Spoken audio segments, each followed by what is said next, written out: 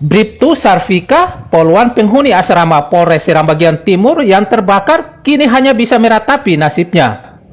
Sebab kebakaran yang terjadi secara tiba-tiba tersebut mengakibatkan dia tak bisa menyelamatkan barang berharga miliknya. Dari malam lari? Dari malam lari sih bawa apa-apa leh? Bawa apa-apa leh, cuma bawa diri. Bawa diri saja. Yang terbakar dalamnya apa saja? Lemari, barang-barang yang berharga, baju dinas lah semua Pak. Selasa kemarin, kebakaran hebat melanda asrama Polres Seram bagian timur. Kebakaran hebat tersebut menyebabkan 2 unit mes poluan serta 2 rumah dinas polisi hangus terbakar.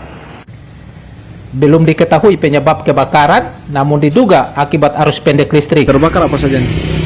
Iya benar, jadi sekitar jam 1.45 semalam itu terjadi kebakaran. Yang terbakar itu 2 rumah dinas personil Polri dan 2 mes poluan, jadinya totalnya 4 ruangan. 4 rumah. 4 rumah. Itu penyebab kebakarannya apa saja? Dugaan sementara dan hasil lidik itu konsleting listrik pada cok salah satu rumah di personil yang bagian kanan, bersama Bribtu Lukmanul Arif.